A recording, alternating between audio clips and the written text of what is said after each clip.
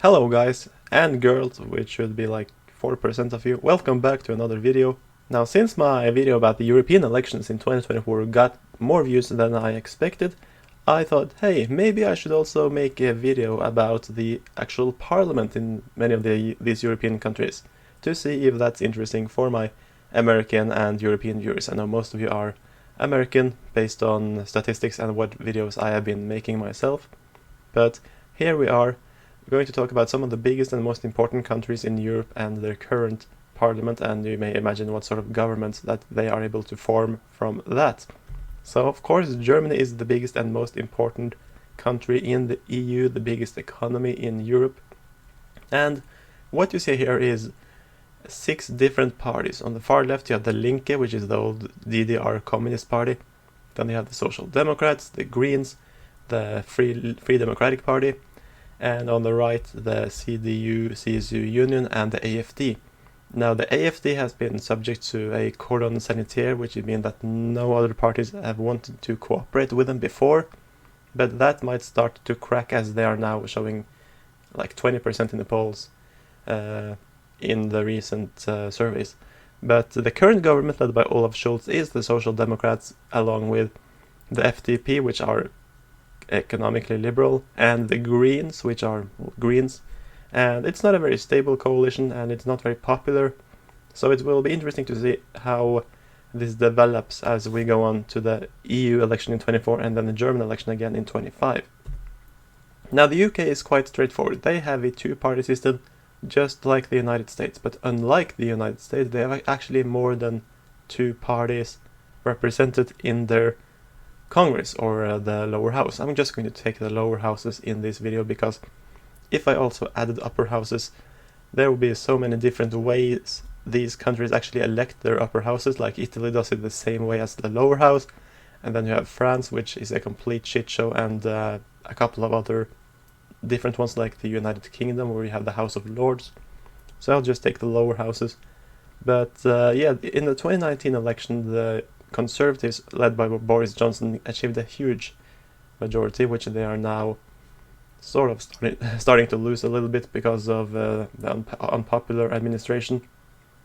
And yeah, the opposition is mainly Labour, and then you have the Scottish National Party, and then the Liberal Democrats, which pretty much fails at most things when they are sort of to the left of Labour on social issues, but not on economic issues, and it's quite easy for the right to unite then when Reform UK sort of calmly supports, low-key supports the Conservatives like they did in the last election. Yes, but anyway, this is the foundation for the Rishi Sunak government at the moment. And in France, the next country, we have the giant yellow bloc, which is sort of the Macron coalition. Of course, Macron was not elected by the National Assembly, which is what you see here. He was elected directly by the people, which there are actually quite a few countries here that do not do that with their head of state. So he has the coalition, which is the yellows, and then you have something called the Les Republicans in the light blue, which is the more classical, I believe, Gaullist party. Then in the dark blue you have Rassemblement National, which is RN, the Le Pen's party, which is the right-wing populists, and Le Pen has been the challenger to Macron twice in the 2 previous presidential elections. And then you have the socialists on the left, not the Social Democrats like you have in the UK and many other places. In France, you just have socialists. The socialists have a history of winning elections in France, but they have been weakened recently and have been kept out of the presidential elections in the last 2 cycles. Now in Italy there is also a upper house and a president, but the president here is elected by the Chamber of Deputies, which you see here, and the Senate, which is elected in the same way. On the far left you have the Radical Socialists and the Greens in their lines, and then you have the Democratic Party, which is the name of the local Social Democratic Party in Italy. And then I believe this is a party called Italia Viva, or the blue there between the 5-star movement. I'm not sure, I might be messing up the names, but they are not really that relevant. The yellow ones are, of course, the 5-star movement, which I've talked about before when I talked about Italy. Independent, big tent populist, very much anti-corruption, anti-Berlusconi. rest in peace. And then you have Berlusconi's party itself, which is Forza Italia. Now, they are the classical European-style EPP, liberal conservative establishment party. And they are now in a coalition with the League, which is the right-wing populists in green, and Fratelli d'Italia, or Brothers of Italy, which is the national conservatives in dark blue. And famously, the National Conservatives Prime Minister Giorgia Meloni has recently been under fire because she has basically walked back on a campaign promise about immigration, and she's opened the borders pretty much to work asylum seekers. So I was originally leaning towards the League personally, but then I thought, hey, they're a bit too pro-Russian, so I was leaning toward the FDI. But when then the immigration thing came up, so I'm leaning towards League, and the League is definitely the party I would currently recommend people to support, especially those who live in Italy. Then you have Poland. Poland is, one of these countries where you have a quite strong government party. Now, this is the lower house, the Sejm. There is also a Senate in Poland, and in the Polish Senate there is almost a majority for the Law and Justice Party. Not completely, but very close. So, otherwise you have, I believe, the Civic Commitment, which is Trzaskowski's party, Rafał Trzaskowski, the guy who challenged Duda in 2020. That's the orange. And then the other ones are smaller and less important, a bit different, I think. I don't think that the Greens here are like European Greens. Anyways, so for those of you who do not know about the Law and Justice Party, they are a national conservative, sort of a reactionary Eastern European party that's also been caving on immigration issues recently, I'm afraid. And then you have Spain. Spain just had an election, and this is the result. And this is something that we have not yet seen the outcome of, what sort of government we might get. We might actually end up with just a hung parliament and new elections because of these regional parties.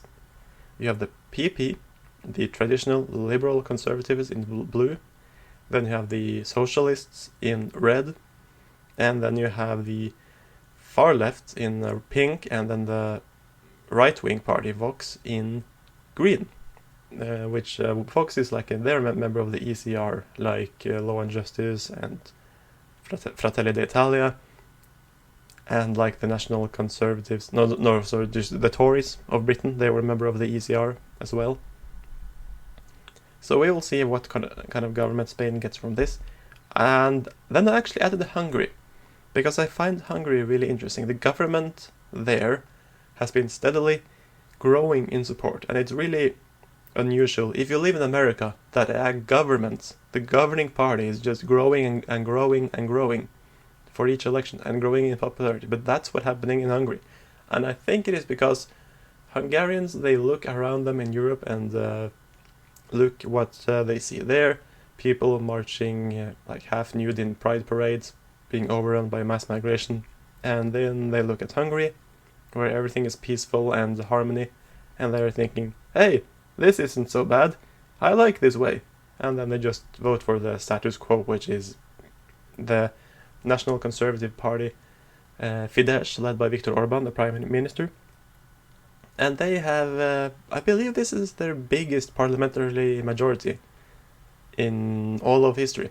And also the party which is green, they are to the right of Fidesz again. They're Hungarian irredentism, they want to reclaim territory. And then you have the light blue, which I am not completely sure. I believe that is a coalition of opposition parties in Hungary. Next one is the Netherlands, and here we go. This is a complete mess. I can name some of these parties, but I cannot necessarily put them in the right place. You have the People of Freedom, which is Geert Wilders' party, the right-wing populists, they are here. And then you have Yes 21, which is a libertarian, right-leaning, also anti-immigration party. A bit smaller, I believe it's the orange one, because I know that they have 3 seats, and I actually know a couple of members from that party. And then you have Mark Rutte's party, which is, I believe it's the blue one. He has a centrist coalition, of course, but are you surprised that the coalition collapses when this is their parliamentary base? When this is how they create a majority?